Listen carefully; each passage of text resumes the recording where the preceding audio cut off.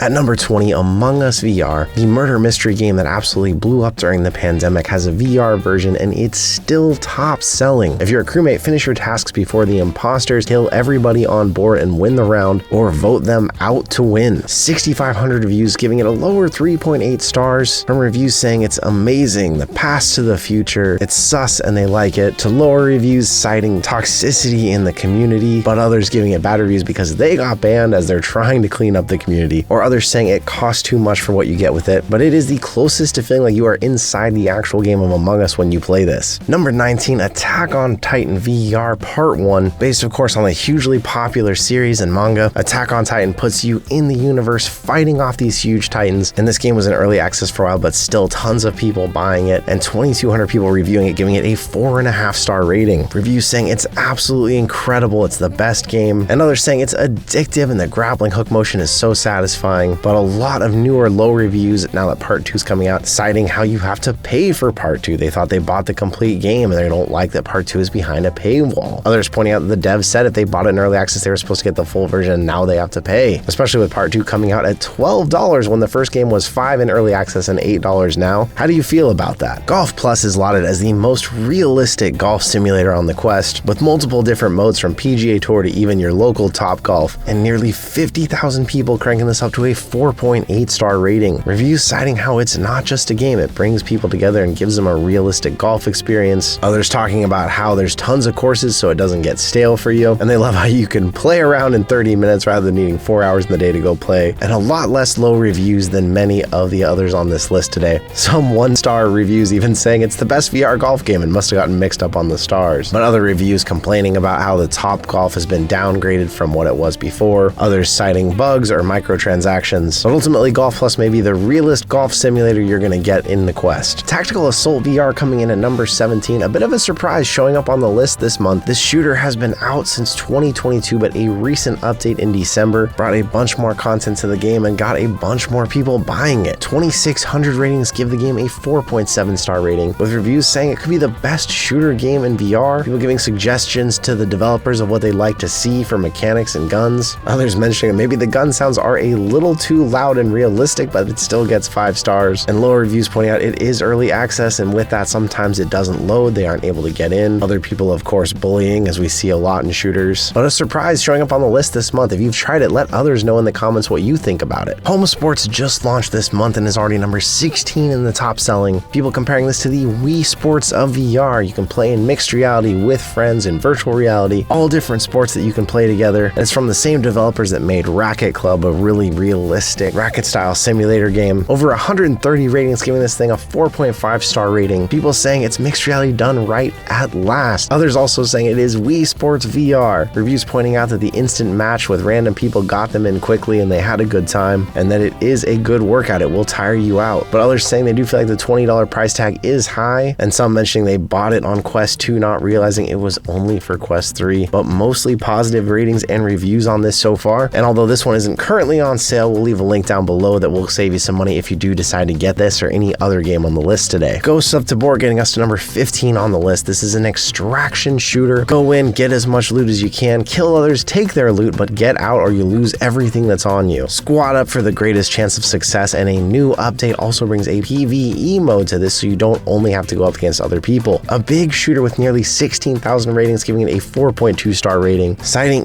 better than whatever you imagined. It's really well done, and others saying it's not as bad as everyone says it is. Speaking of the low reviews saying it needs polishing, with people saying they used to really like it, but the updates are coming more frequently and adding pressure on them, and others saying as time has gone on they don't like the game as much as they used to, or they think the dev team may be out of touch, but they're still adding updates this far in. Speaking of shooters, Pavlov Shack is the biggest shooter in VR, number 14 on our list. A team-based multiplayer VR shooter with so many different modes, from modes like zombies to infections and tons of different mods you can install after. This game really can be anything you want it to be, and nearly 5,000 ratings since it was launched out of early access gives it a 4.3 star rating. Reviews saying it's the great shooting game. There's large variety to it, many weapons you can choose from, many modes, bringing up the zombies and how much fun it is to play, but lower reviews talking about the community, kickers in lobbies and kids, and people still bringing up how it was free in beta for a very long time. People got to play it free. Now it has a price tag, but it's probably the most diverse shooter on the platform platform, period. Lucky number 13, Clone Drone in the Hyperdome is a VR follow-up to an extremely highly rated game, Clone Drone, and now you get that same action in VR, fighting through a rogue-like tournament against all these robots, trying to work your way to the top Hyperdome. This has barely been out and is already on the list of top selling, with nearly 200 ratings giving it a 4.7 star. Reviews saying it's literally the greatest VR game. It's what they've been waiting for. They've played the game and beaten it, but people want multiplayer already. But low reviews saying it's too easy to beat. For the price tag of $20, they beat it in 2 hours. Others saying an update messed it up or pre-ordering messed it up, but a high rating for a game that has barely been out a couple weeks already. Number 12 is Contractors Showdown. This is like the shooter Contractors, but the Showdown is the Battle Royale edition with a new exfil zone that has progression systems and missions. This drops you in trying to survive, and 2,200 ratings giving this a lower 4.1 star rating. Reviews saying it's epic but requesting weapons in the game. Reviews excited for season 2. Others saying it's 100 times better than Ghost of Tabor, but others saying it started off better and now it's up to 10-minute waits to get into lobbies. Matchmaking is broken, and others complaining the developers aren't listening to what the community wants. What do you think? Are you still playing this since launch? Bone Lab's still selling copies even this late in the game. This is a physics-based sandbox game with a pretty short main campaign but unlimited modding capability, and with mods you can do just about anything you can imagine in Bone Lab. There's even videos of people torturing Five Nights at Freddy's characters in this game. And with all the time it's been out and all its popularity, 28,000 ratings giving it a 4.6 star rating. People citing Dr. Dre, others saying it's a beautiful introduction to VR, it's just the best, but lower reviews saying that there's still things broken in it. People asking for refunds, people saying it crashes when they get too many mods into it, people leaving a 1-star review and saying the game is good, go buy it and stop looking at the 1-star review.